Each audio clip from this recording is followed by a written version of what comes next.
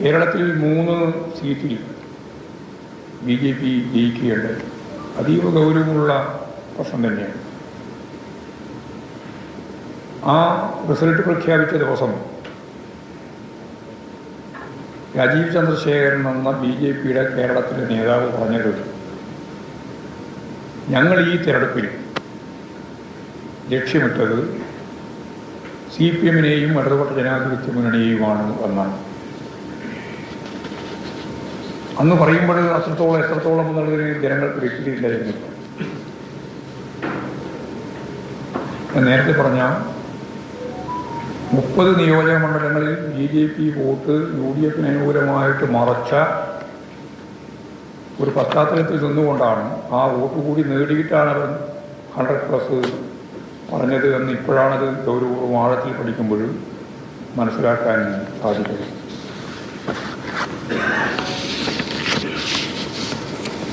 ഇപ്പോൾ CPI-യും BJP-യുമാണ് ലീഡെന്നുള്ള പ്രചാരണം പുറത്ത് നടത്തി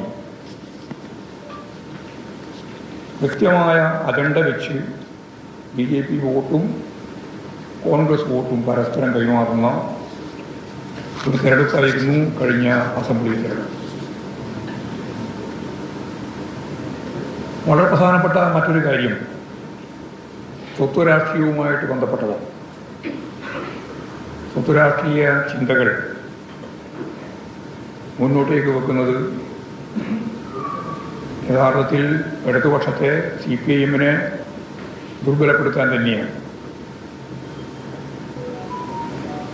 സ്വാഭാവികമായും വെള്ളം കടക്കാത്ത അറകളെ പോലെ ഓരോരോ ജാതി വിഭാഗത്തെയും സംഘടിപ്പിക്കുക, സ്വത്വത്തെ അടിസ്ഥാനപ്പെടുത്തി, എന്നിട്ട് വർഗീയമായി അതിനെ കൂട്ടിവെക്കുക. ഈ പ്രക്രിയ കേരളത്തിൽ നടന്നു. ഈ സ്വത്ത് രാഷ്ട്രീയത്തിൻ്റെ പ്രശ്നം, അതിൻ്റെ ചിന്തകൾ ഇടതുപക്ഷ ജനാധിപത്യ മുന്നണിയെ, അതിൻ്റെ പരാജയത്തെ യഥാർത്ഥത്തിൽ ഈ ചിന്തകളും സ്വാധീനിച്ചു എന്ന് കാണാൻ കഴിയും.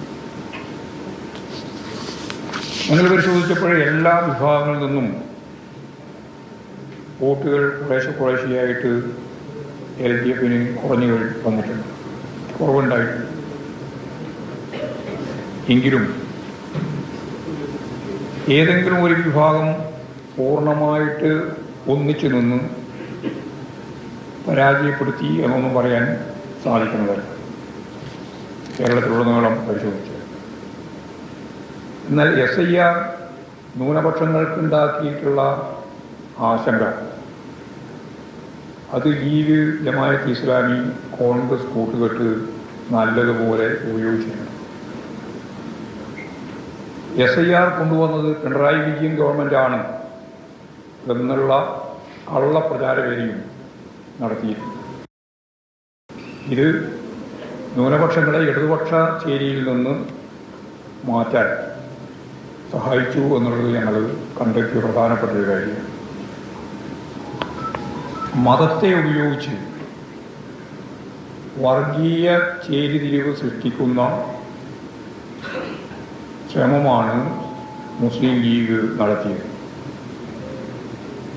മതനിരപേക്ഷ കേരളത്തിൽ വളരെ അപകടകരമായ ഒന്നാണ് ഇത്. ദൂരവ്യാപകമായ ഫലമുളവാക്കുന്ന ഒന്നുകൂടിയാണ്.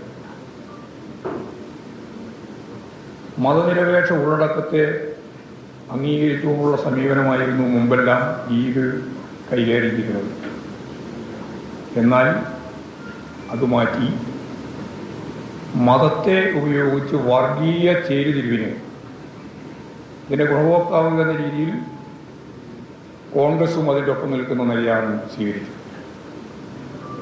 ഇത് കേരളത്തിൽ ദൂരവ്യാപകമായ ഫലമുളവാക്കുമെന്ന് ഞങ്ങൾ കാണുക. 3 സീറ്റുകൾ ലഭിച്ച BJPക്ക് കഴിഞ്ഞ പ്രാവശ്യം പാർലമെൻറ്റ് തെരഞ്ഞെടുപ്പിൽ കിട്ടിയിട്ടുള്ള വോട്ടിനേക്കാൾ 6% കുറവുണ്ട് എന്നതും ഒരു വസ്തുതയാണ്. ആ കുറവ് അവരുടെ പാർട്ടിയുടെ ഭാഗത്ത് വന്ന ഏതെങ്കിലും ഒരു ഒഴിച്ചുപോക്കാണെന്നല്ല കാണുന്നത്. ഞാൻ നേരത്തെ പറഞ്ഞ പോലെ 10-30 മണ്ഡലങ്ങളിൽ ആ വോട്ട് കോൺഗ്രസിന് നൽകുന്ന നിലയുണ്ടായി എന്നുള്ളതാണ്. അപ്പോൾ കുറവുണ്ടായിട്ടുണ്ട്. പക്ഷേ ആ കുറവ് എങ്ങനെയാണ് എന്ന് സൂക്ഷ്മമായി പരിശോധിക്കുമ്പോൾ ഈ രീതി കാണാൻ കഴിയും. ഈ BJP ജയിച്ച 3 മണ്ഡലങ്ങളിൽ UDF 3-ാം സ്ഥാനത്തായി. അപ്പോൾ അതിൻ്റെ പ്രത്യുപകാരം എന്ന രീതിയിൽ BJPയെ ജയിപ്പിക്കുന്നതിന് കോൺഗ്രസ് എടുത്ത നിലപാട് കൂടി ചേരുമ്പോഴാണ് ഞാൻ ഈ പറഞ്ഞ ഡീലിൻ്റെ അർത്ഥം പൂർണ്ണമായിട്ട് മനസ്സിലാക്കാൻ കഴിയുക.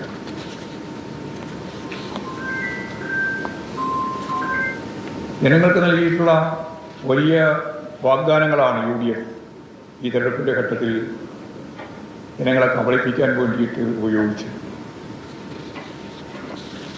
അതിനടിസ്ഥാനപ്പെടുത്തി കുറേ ആളുകളെ അവർക്ക് അണിനിരത്താൻ സാധിക്കുകയും ചെയ്തിട്ടുണ്ട്. അതിൻ്റെ പൊള്ളത്തരം ഇപ്പോഴാണ് ഓരോന്നോരോന്നായി പുറത്തു വരുന്നത്. വൻതോതിലുള്ള പണക്കൊഴുപ്പ് ഈ തെരഞ്ഞെടുപ്പിൽ BJPയും കോൺഗ്രസും ഉപയോഗിച്ചിട്ടുണ്ട്. മന്ത്രിമാരും MP-മാരും MLA-മാരും പണവുമായി കേരളത്തിലെത്തുകയും ക്ഷേത്ര ഭാരവാഹികളെയും വോട്ടർമാരെയും ചില ബാങ്ക് ലോണെല്ലാം ഉള്ള അത് ചെറുതൊന്നുമല്ല, ലക്ഷക്കണക്കിലാണ്. അവിടെയെല്ലാം ആ ലോണടക്കം അടച്ചു തീർക്കുന്ന നിലപാട് സ്വീകരിക്കുകയും ചെയ്തിട്ടുണ്ട് BJP. UDF ഞാൻ നേരത്തെ പറഞ്ഞ പോലെ പല മണ്ഡലങ്ങളിലും പണക്കൊഴുപ്പ് കൃത്യമായിട്ട് ഉപയോഗിച്ചിട്ടുണ്ട്. ഞങ്ങൾ ഈ തെരഞ്ഞെടുപ്പുമായിട്ട് ബന്ധപ്പെട്ട് പരിശോധിച്ചപ്പോൾ കണ്ട ഈ കാര്യങ്ങൾക്കെല്ലാം ഒപ്പം ഞങ്ങൾ സ്വയം വിമർശകരമായിട്ട് ഞാൻ ആദ്യം തന്നെ പറഞ്ഞു, സർക്കാരിൻ്റെ നേട്ടങ്ങൾ ജനങ്ങളിൽ എത്തിക്കുന്നതിൽ പോരായ്മ ഉണ്ടായിട്ടുണ്ട് എന്നുള്ളത് സ്വയം വിമർശകരമായിട്ട് തന്നെ കാണുന്നുണ്ട്. അവക്കെല്ലാം എതിരായിട്ട് വലതുപക്ഷ മാധ്യമങ്ങൾ നടത്തുന്ന കള്ളപ്രചാര വേലയെ പ്രതിരോധിക്കാൻ നമുക്ക് വേണ്ടത്ര സാധിച്ചില്ല എന്നുള്ളതും വിമർശനപരമായി അംഗീകരിച്ചു. സംഘടനാപരമായി വന്നു ചേരുന്ന ദൗർബല്യങ്ങൾ ഇത്തരം പ്രചരണങ്ങളെ പ്രതിരോധിച്ച് മുന്നോട്ടേക്ക് പോകാൻ നമുക്ക് തടസ്സമായി എന്നുള്ള സംഘടനാപരമായ പ്രശ്നവും ഞങ്ങൾ കാണുകയുണ്ട്.